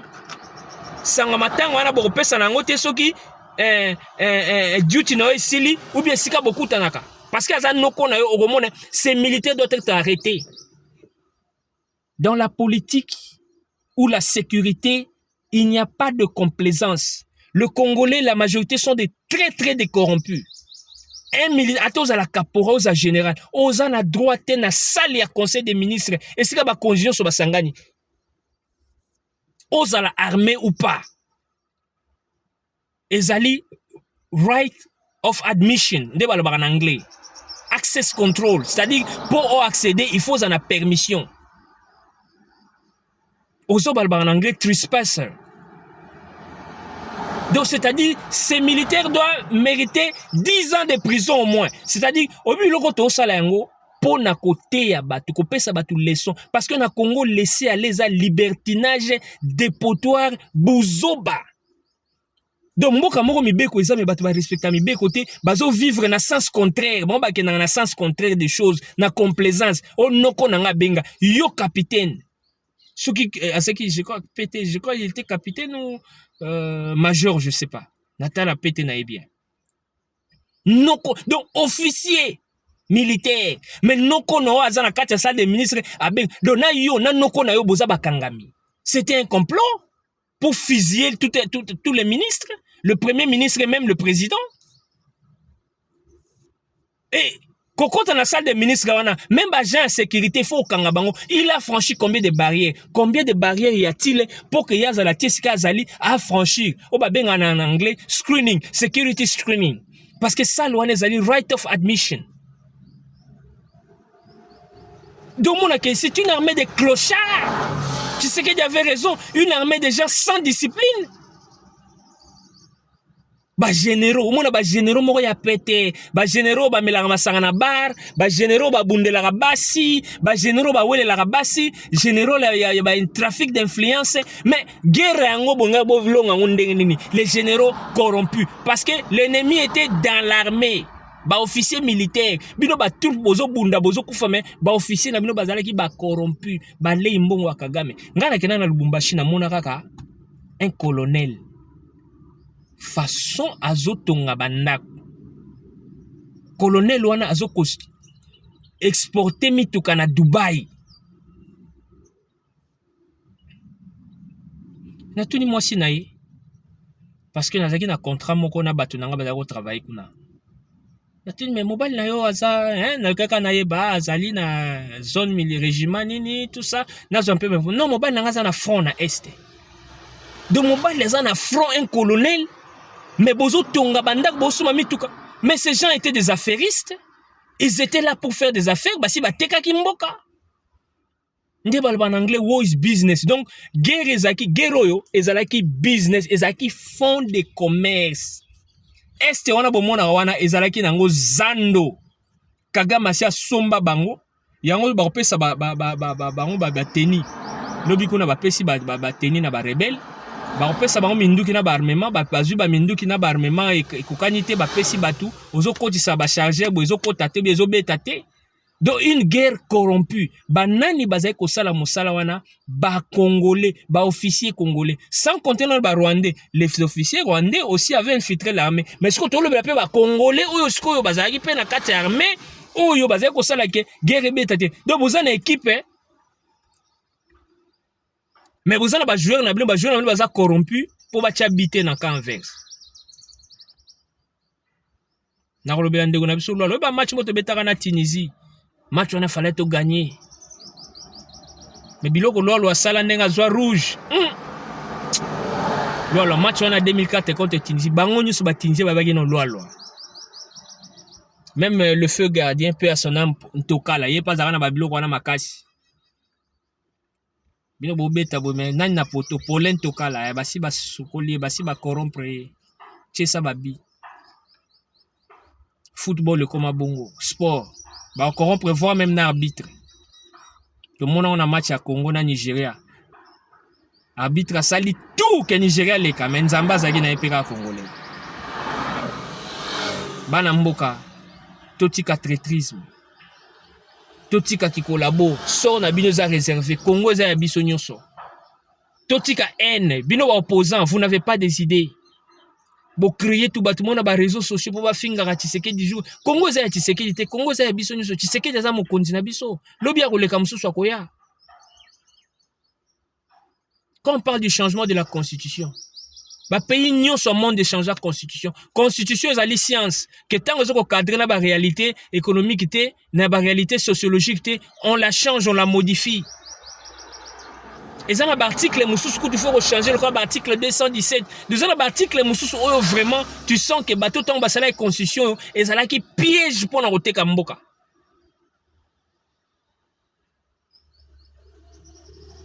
Et Congolais d'origine celui qui est des pères et des mères. Wana constitution liboso des alaki bon. Ya lulabo. Mais au ko sala et Congolais d'origine celui qui est des pères ou des mères. Balongoli et batie ou. Biso totanga français totanga conjugaison. Les conjonctions de coordination. Mais ou et donc or ni car ensuite cependant néanmoins. Et esa conjonction de coordination ou pesa conjonction de coordination alors to renverser en bas Congolais ba oyebate. Donc tu peux être de père congolais, de mère rwandaise, à l'école congolais. Kaya Willy Manzi, vous voyez yango ozaki soi-disant vice-gouverneur à Kivu. Donc Kivu est comme qui nango administration ba rwandais. Corneille nanga yango yo to limbisa yote. Corneille nanga to bongoli motema, to sengi peuple pardon parce que auto salo ça faut to pesa ba tout leçon. Naïf sarabino toutefois biso to koli na poto to comprendre que mundele abangaka mibeko te mabangaka ba conséquences ya mibeko ti basala prison bino na Congo bosala la prison pour nous torturer bat il faut to tika mamba torture prison za la leçon ko arracher mutu kaka liberté au vandisi sika moko azo réfléchir azo raisonner azo mona libanda te et ya mutu pour na ba roter il faut za la démon o za la ba lokayo loko la Jakindala parce que ce monsieur est envoûté Jakindala ba lokayo na famille na bango famille bo sambela pour na Jakindala bo kota ba prière bo sala ba jeune prière parce que Jakindala azali possédé na ba démon parce que mutu aza normal aza na mwasi na bana ndenga na saboye je vais réfléchir soki na koti prison je vais réfléchir pourquoi bakanginga et tant nazo bima yango faut to sala même ba centre de réhabilitation donc mutu kolunga zo bima prison loka ba Jean-Marc Kabundu wana akenda koute akena centre de réhabilitation basa l'évaluation étude de conscience ba ba tango bimi na prison yekoli nini qu'est-ce qui a changé aux leçons nini parce que bato bazwa leçon te prison komi nango nenda komoko ya makala kota bima donc pour na bango bazo la politique à victimisation ba comprenant que peuple pour lingayo il faut à la victime te ezaka ya kobotama botu na honorer ngwana ngala landeska honorer ngwana zoluba que Etienne Tshisekedi na lobela Félix na lobela Etienne Tshisekedi a mutu wana pouvoir na ye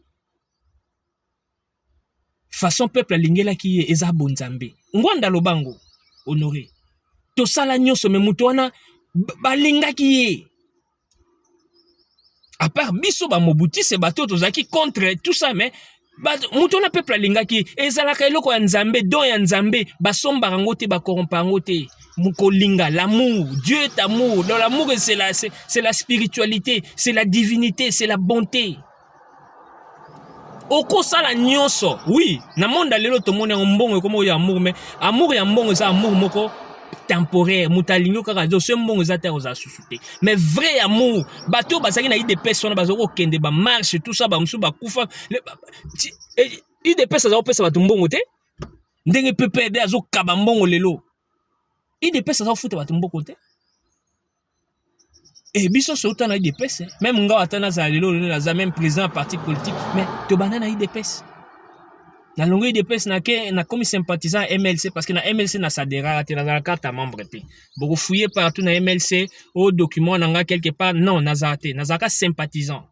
Biso to bunda pona Jean-Pierre Bemba Gombo aza mwana Congo 2006 bato batondi saka stade tatara fait na discours avec me bato yo ba bunda guerre oyo ya abeki malumalu na alias Joseph Kabila pona fraude électorale en 2006 to bundela MLC biso nde après ça na ke ko adhérer na Mokia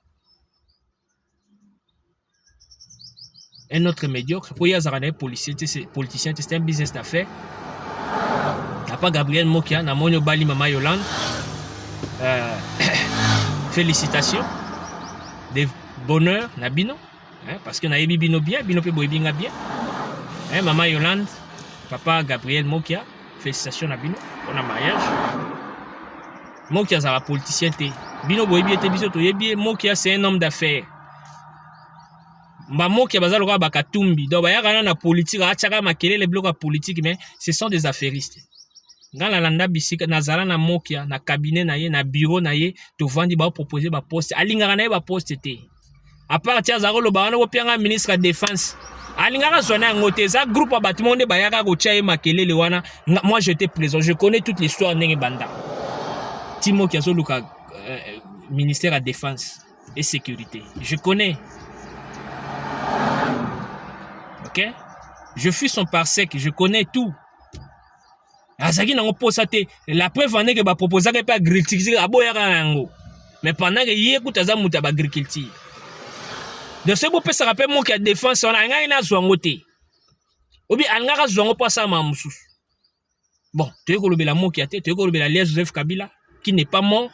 Kabila kufi na été Kabila là il est vivant mais tellement sili gaz il faut baluka toujours ba créer rabilo mo pona ko sekwisa ye donc tant ba loba kufi après ba yeko bimisa sali discours donc bino biso photo fondateur kaka Kabila non tu as besoin de Kabila te nous avons besoin du Congo tu as posa ko yoka Congo évoluer tu as posa ko mona Congo parce que Kabila bomisi ba te belé mais limo ba te onyo so Kabila bomisa wana ba rose quoi te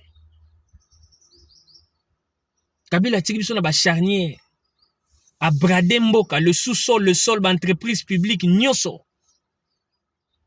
Infiltré, armé, la police, la justice, même le juge. Donc, il faut tout ça, le lavage, screenage.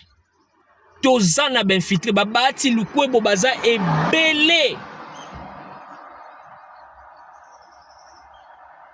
Tant qu'on est dans le baquet, j'ai été contacté, même par le présidium de l'Union Sacrée. Boba, il était dans le bati. Na présidium Union Sacrée, on a qui était les traîtres? N'est-ce pas Bati? Boiba Kiangote. Nanga yebi. Certains sont des ministres. Na ba ministre on a pe bazali, ba collabo, bato et bazo travailler pour Tshisekedi akufa. Mais ce que Tshisekedi akufi intérêt na biloni parce que ce Tshisekedi akufi fait tirer ça la mana Rwanda. Rêve Kagame ezake Tshisekedi akufa alonga na pouvoir acha muto ya ko manipuler a ko téléguider nenga baza ko téléguider Alias Joseph Kabila parce que COP à 60 millions de dollars et kufi COP ba minerai et kufi COP infiltration et kufi Mwanga Chuchu le plus grand infiltré actionnaire donc tout le bapena cerveau moteur ya Kagame accueilli de ben infiltré ba obimaka bango moko. Alors, ce que tu sais que tu as koufi les loyaux, Et Senghor kozala na Rwanda, Paul Kagame, mission accomplie comme ça, na Yuri Museveni, action na bango ya conquête ya Empire Matuti et continuer l'infiltration. Yango to boya dialogue parce que dialogue oui, mais on a pas infiltration pour na poste et après partage de pouvoir, non, pas de partage de pouvoir après dialogue. Constitution, il faut tout changer en gros. Avoir une constitution taillée sur mesure pour satisfaire alias Joseph Kabila, le Rwandais, les usurpateurs, les corrompus et les rebelles, c'est une insulte à la nation congolaise. C'est une insulte aux morts congolais que Kabila a causé. C'est une insulte à l'État congolais. De sorte à la constitution, Moudina Rose à présent âge à 29 ans. Tu as quelle maturité politique? Même intellectuel, même de la vie, tout ça. Pourquoi ma mokondi na 29 ans? Oh, ils ont royaume, na royaume, ce papa n'a koufiso, ils ont héritier après, même à 15 ans, même mineur, bah, qui on a trône. Mais oh, ils ont république. Ils ont république. Donc, parce que le monsieur avait 29 ans, il était moins âgé, alors il fallait loi électorale, bah changer constitution, bah moins de 30 ans, parce que lui il avait 29 ans, et puis loi électorale, bah modifier en gros, tout ça. Donc pour que non, Kabila Zalara wana. Et même si vous allez Rwandais, bah là tu sais comment bah Congolais, bah tekela identité congolaise na bangoyimu kena. Likola Kazia Tembo na bakiungwa kumonza alisikoyo oba komakono et congolais celui qui est des pères ou des mères congolaises. Tu es père des pères congolaises ndenge bokosela le roi des Kabila papa na ye ale des mères rwandaises donc pour maman Sifa na faut kangaye. Ce sont eux qui ont falsifié cette histoire. Tozo sala biloko yo ezali acharnement te. Ezali arbitraire te. Ya okanga batu. Et ça toujours éduquer batu parce que na Congo nungu dubuzoba bêtise. Donc les Congolais sont des déloyaux. Batu balinga mi be côté, batu balinga discipline te, batu balinga ordre te, batu balinga ka droiture te. Ozomona na mboka nini oyo autorité akotambola na sens unique. Autorité faux à l'exemplaire. De ce autorité tambola na sens unique, il faut que tu okanga ça la prison ko likata petit peuple. De peuple bato désordre, autorité bato désordre, ba gyrophare, cortège, minda. Donc nanya yeba na donc na Congo na mutu moko la mkanaka pour azune cortège ba minda même ba major, ba colonel ba na ba cortège omona wapi. Capitaine, major, colonel, même un général. Beaucoup ça ba cortège silencieux. Seul le président doit un cortège sonore, tout le la cortège sonore. Beaucoup s'en a mis tout dans le silence. Aux ambulances, il n'y a que l'ambulance, la police et la présidence au fond dans un cortège sonore. Grand frère Jacques Chabani, Mbote Sikozali, pur vienangai, na mona ochaki loi wana. Est-ce que loi les a respectées? Bon, parce que tout ça, on a la police, même ça a le problème, il y a Congo, ils ont la police. On a une police médiocre, déjà indisciplinée. Le rôle là où tu comptes dans la salle, il y a un conseil des ministres, ce capitaine major, 10 ans de prison, et puis ça va tenir sur leçon. Moi, je suis appelé ça qui bise dans mon bal, il y a un capitaine, il y a pété dans la bossanité. Nabosani, pardon, la femme a ça qui mariage dernièrement entre des officiers, bah, ça, bise, bah, 10 ans de prison. Bon, mais ça va, ba pesa ni busy na bar était en tant que makangu na kati hôtel non moi sina mobali babalani eza drôle bango ya ko s'embrasser monde les monde des réseaux sociaux muta ko remplacer na prison ali o akota na salle ministre parce que o yazali dangereux. L'histoire se répète boyebi l'histoire ba fabriquer Rachid Itena boma Laurent Désiré Kabila ezaka ndengeni car na complaisance noko na nga benga na opeso so matanga noko na ofo zela ona ndako sika bokuta na kuna.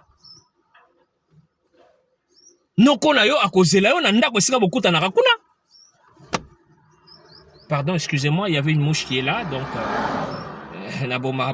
mais il pouvait peut-être me déranger. Donc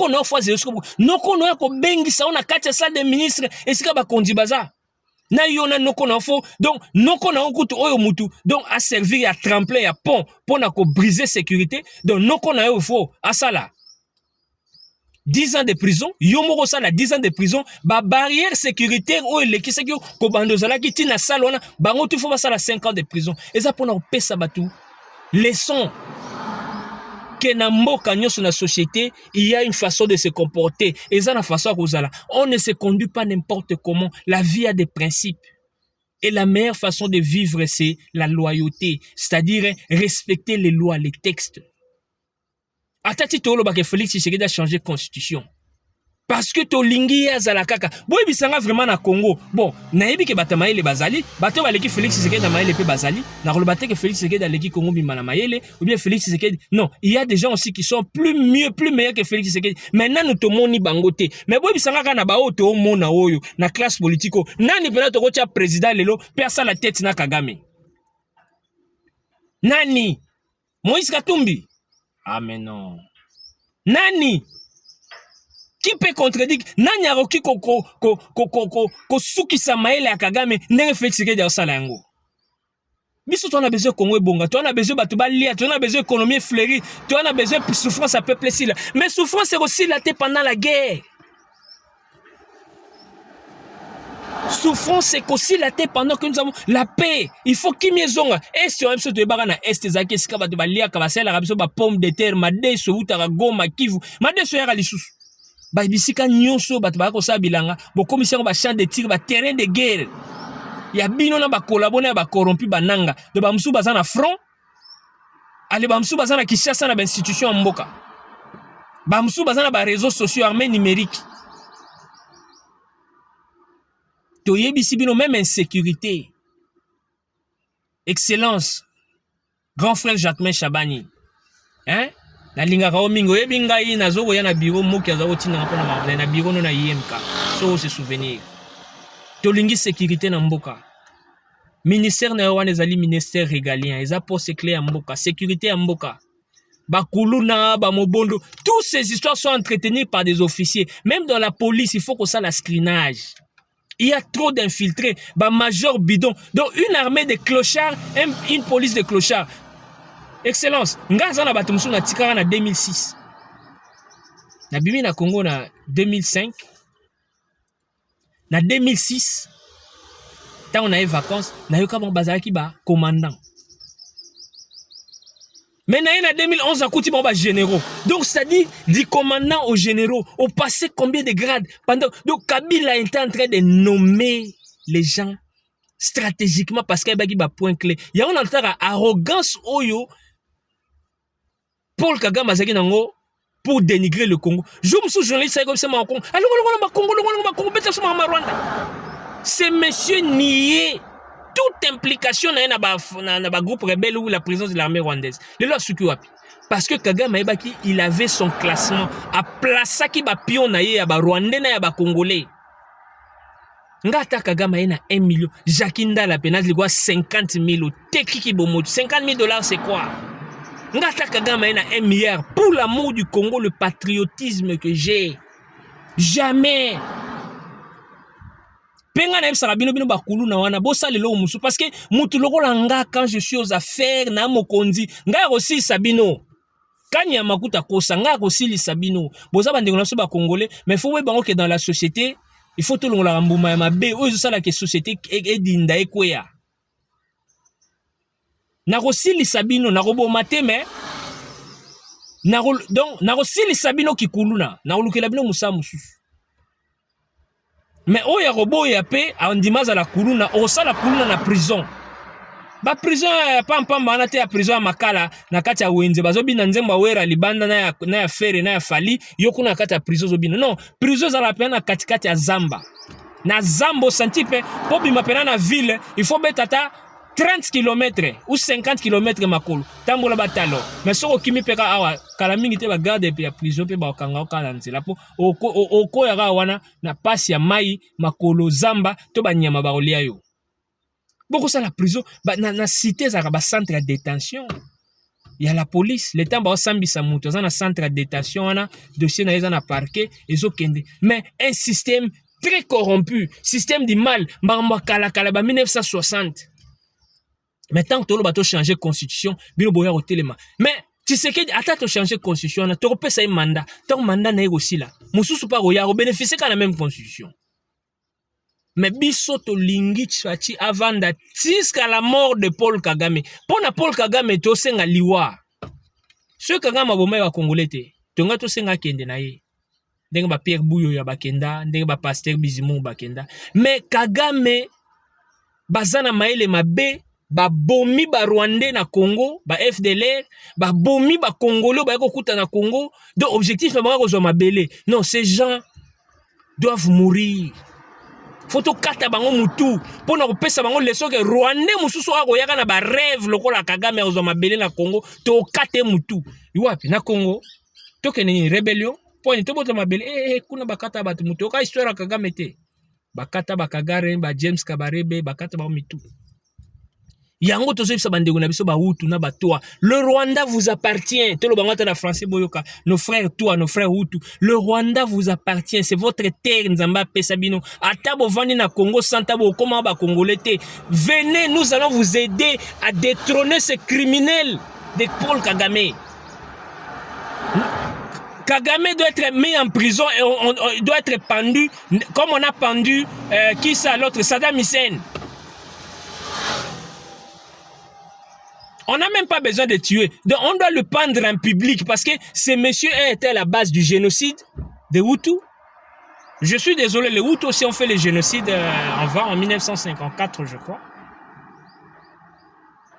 Ça, c'est le passé. Mais Kagame a été l'auteur de génocide et des massacres, des génocides de 94 et premièrement de la mort d'Abiyarimana, l'assassinat d'un président, puis le génocide des milliers de citoyens rwandais en 94, et puis le meurtre, les assassinats, les massacres des FDLR au Congo et des citoyens congolais. Parce que quand ces gens venaient pour tuer, ils tuaient tout le monde. Ils ne savaient pas que si c'était un Rwandais, ça c'était un Congolais. On passe ici dans la maison, on décapite tout le monde. Un monsieur comme ça, on va le pendre comme on a pendu Saddam Hussein.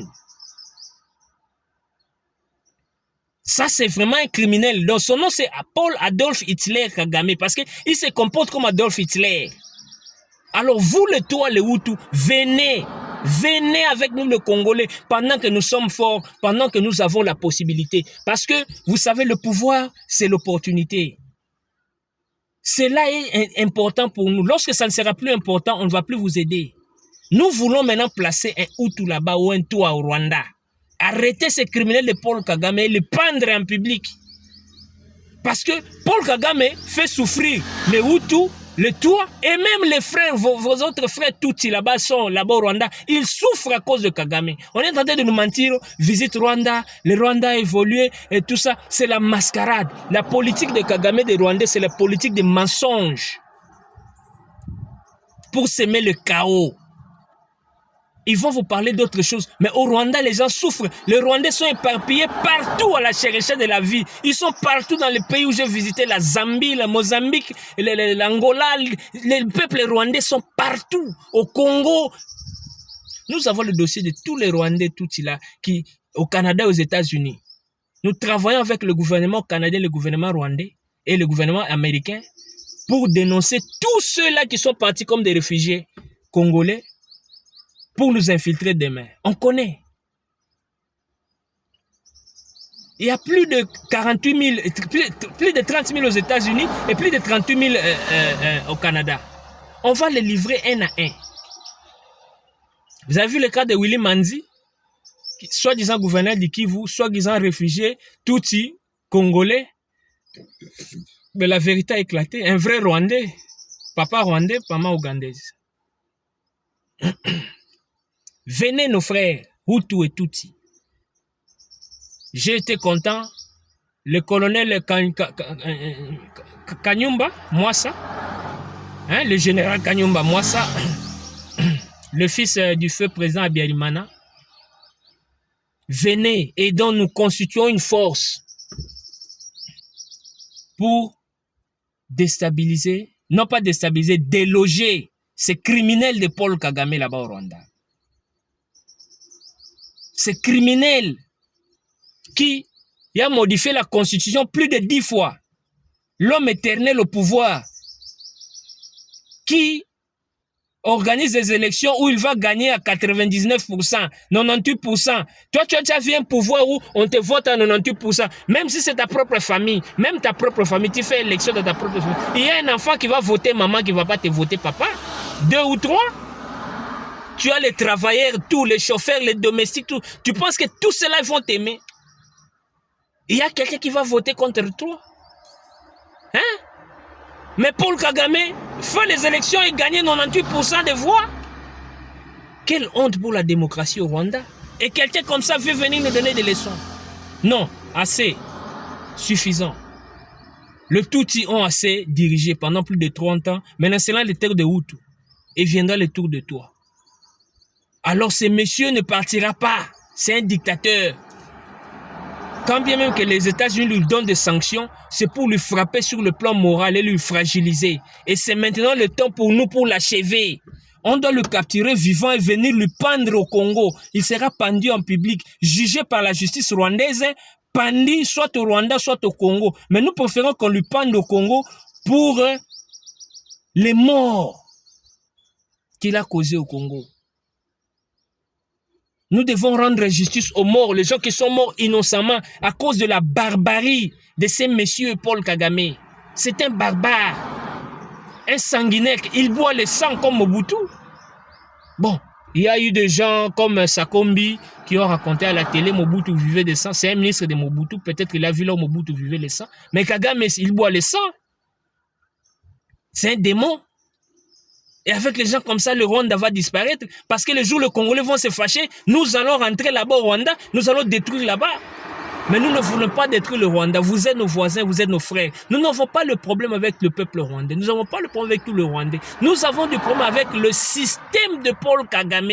Donc, tout Rwandais qui fait partie du système de Kagame pour détruire le Rwanda et détruire le Hutu ou le Toa. Vous êtes des frères, des humains. On n'a pas de problème contre vous. Voilà pourquoi quand vous êtes entrés au Congo, en tant que les Interahamwe, l'erreur était de nous laisser entrer avec les armes. Parce que c'est ça que Kagame a pris comme un prétexte pour vous poursuivre parce que vous étiez armés. Si vous étiez non armés, l'ONU allait vous protéger. On allait dire non, ce sont des civils. Tout ça. C'était ça l'erreur de Kengo Adondo et de Mobutu. De vous laisser entrer avec les armes. On vous aurait désarmé à la frontière. Et même si vous êtes au Congo, pourquoi lui va vous poursuivre au Congo? Il vous poursuit au Congo, mais nous avons compris, son objectif, ce n'est pas de vous poursuivre, parce que depuis qu'il a exterminé vos peuples, vous êtes éparpillés. Est-ce qu'il a fini la guerre? Non, son objectif, c'était de vous poursuivre, c'était un prétexte, mais l'objectif était de piller le Congo et de prendre, s'accaparer des terres du Congo, créer un empire Ematuti du Kivu, faire du Kivu une partie du Rwanda ou une province des Tutsis. Voilà pourquoi on a massacré le peuple congolais. On a massacré même des chefs coutumiers remplacés par des chefs coutumiers Tutsis. On veut créer l'histoire de Minembwe et de Banyamulenge et tout ça. Nous sommes bien au courant. Nous, Congolais, nous allons nous battre jusqu'à l'élimination de cette personne. Voilà pourquoi nous disons, Félix Tshisekedi sera au pouvoir, jusqu'à l'élimination de Paul Kagame. Venez nos frères, rejoignez-nous dans ce combat. Nous devons dénicher, déloger, décapiter le criminel Paul Adolphe Hitler Kagame qui sème le désordre, qui enracine la dictature au Rwanda pendant 30 ans. Donc, Bana Congo, tout ce qui a tout l'excès plus d'1h30, Kolbezaki est belé. Joseph Kabila a na été, Joseph Kabila est en vie, il circule, n'a pas stratégie, n'a pas Luka, ça la rumeur de mort, pourtant on va obimisa, ba foula, ba pesa moto, donc Kabila a koufi a produit fini, mais ba Luka toujours ba c'est que ça y est. Bati Luka, Lukwebo, le traître, le collabo ou tout. La constitution sera changée, Olinga te. On n'a pas un problème de texte. Tu es vrai, tu as raison. Mais on a un problème d'hommes comme toi, qu'on ne veut pas du Congo, les médiocres, les traîtres, les corrompus. Yo mutu au financera ba groupe rebelle. Yo mutu tindela ba rebelle ba mbongo na MPSA. Yo zapena ba groupe rebelle na yo. Le népotiste, un ministre qui a son cabinet avec toute sa famille. Moi na yo, ba semeki na yo, ba tout ça. Ba jeune na bino na peut perdre même bino ba boshab ba tambwe mwamba bozaka bo ba kabine na bino ya ba famille na bino surtout que tu boshab nda lekisaki député Yemoko, suppléant Mwasi Naye, suppléant Mibale, moi na Mwasi, suppléant Misad, oh Tambu Mombaye koto ministre, ba marché public nyonso ministre de la justice ya kolambela bat na prison, bana naye. Vous, Bino Bata PPRD, Bata FCC, vous avez vraiment des leçons à nous donner. Yango Félix Tshisekedi, il ne faut pas oyamba bateau union sur l'union sacrée. Ce sont ces gens qui sont venus ternir l'image de l'union sacrée. Bakabila Toto Nyote. Au monde où Willy Bakonga a changé, Willy Bakonga, le barak qui quittera les pouvoirs, ceux qui, Kabila Longwe, il laisse la politique. Pe Azowanga Nakalobangote. L'homme congolais, les ridicules ne tuent pas. Donc, un peuple médiocre. Et Batabouende Bazaraba, ministre Nabiso, Willy Bakonga, ministre Arosalanine. Mais faut y baka 2 millions à se déguiser le quoi, moi, si pour les cannabis, Ngobila. Non, tous on a besoin pas toi conscience, les gens de conscience. Bazali, même si la majorité des Congolais, les alliés n'ont pas inconscients, traîtres, collabos, des gens bidons, les gens de la basse classe, les politiciens médiocres. Les pasteurs médiocres, les évêques médiocres, tribal, haineux, collabo. Ambongo. Yo na Congo Brazzaville, yo Ambongo, archevêque, au côté les manas Sassou, au Lexade Jourté, aux anciens Mabele, alias Joseph Kabila Salé Tchaouni, et Tchaoua Kendawa. Mais Tshisekedi Azali, bien éduqué, poli. Moni bat bakol na vie bien bazakana kandate Kabila koli na zamba. Voilà pourquoi ayaki le biso ba charnière ko boma. Kabila zo sa blague te yo shebe ya kati mutu arma tungulu to Kabila zalaki Kabila kutu yeza na batimo so yemo Kabila boma na robeta na maboko a betia betiti mutu akufi. On a des témoignages. Mais Tshisekedi n'est pas dans sa bota la mutu Jakindala que Tshisekedi a gracié. Il n'y a que le général ici à Katanga, Edi Kapend, Ndaza reconnaissant. Edi Kapend a coupé en prison pendant 18 ans ou 20 ans. Vous voyez comment Edi Kapend travaille? Hein? Ah, bien que non, Moutoyo a gracié Ngaï, ordonnance spéciale. Mais Jakindala, Daniel Safou, Bobby Mina prison, Mike Mukebaï. Borozalata reconnaissant. Parce que le problème, vous n'avez pas un combat, vous avez la haine. Vous savez, la science dit, les gens de haut niveau débattent les idées. Les gens de moyen niveau, ils débattent des événements. Mais les gens de bas niveau, de basse classe, ils débattent les personnes. Donc vous êtes là, Tshisekedi. Donc, votre problème, c'est la haine. La haine, jalousie. Ah, mutoto zaki na combat, tozo ba marche Kabila dégage, tozo kima na ba mbangwa, tozo toka, tozo lia fufu ensemble. A comme président, ah ba comme yamba na trompe, a comme ko rouler tapis rouge. Jalousie likunya. Vous n'avez pas d'idée parce que ceux qui boza opposants apportent des idées. Ah, pouvoir. Tout le monde koto yo sika bo gérer boité, ba gérer boité, bo salaire boité, biso to proposer boy. Vous avez un parlement. Mais vous n'avez rien. Donc, n'a pas pasteur, le baté, abatu bambongo, dodo kamba, tous ces gens de ceux qui église de réveil. Donc, maté à Jésus, les salis, les pardons de péché, et zalaga sous teba, comme on va Félix Tshisekedi. Mais, démagogie, n'a pas na sima ya pouvoir, na sima ya peuple, au soi-disant, tolingi peuple, pouvoir réseau gérer bien te. Bon, ce que pouvoir réseau gérer bien te, vous proposez quoi? Maïe la mieux anini, bon, gérer nini. Yango to senga ba député bo voter loi pour na ko interdire ba religieux nyonso ko se mêler dans la politique. État na biso za laïque. Les gens religieux ba tika na mambo nzambe ya côté ya batu ba kende lola ba se mêler na ba faire politique te. Ba za la politique lokola ba militaire. Ba ti lukwebo. Il y aura bientôt un référendum. La constitution sera changée. Félix Tshisekedi ne partira pas. Tshisekedi a pouvoir te. Tant que Kagame a en vie, pe azana ba collabo na ba Rwandais na ba Congolais, objectif na bango o yemo ko dévoiler sous l'effet de la drogue to ko yeba ke pendant plus de 30 ans ba lukabazo mabele a Congo. Tshisekedi a longwa te. Bo la kisabiso bo la biso président o biso total a tomoni pela ke. Oyo so Tshisekedi a kei, oyo nda ko telema obunza Kagame. Parce que l'objectif c'est d'anéantir Kagame et tout son système, il y a Rwandais, il y a Congolais, au Baniba s'accaparer na Congo. Donc, tu sais qu'il y a aucun dété. Élection ou pas, changement de constitution ou pas, biso, ba Congolais, vous n'êtes pas plus Congolais que nous. Mais nous sommes plus Congolais que vous parce que nous avons le patriotisme et l'amour du pays. Tolobi Tshisekedi a kokendete tant que Kagame a en vie. So bolingi bino mo ba kolabo ba traître, bo kanga Kagame, bo yana yeto tchena bolo konde Tshisekedi akei.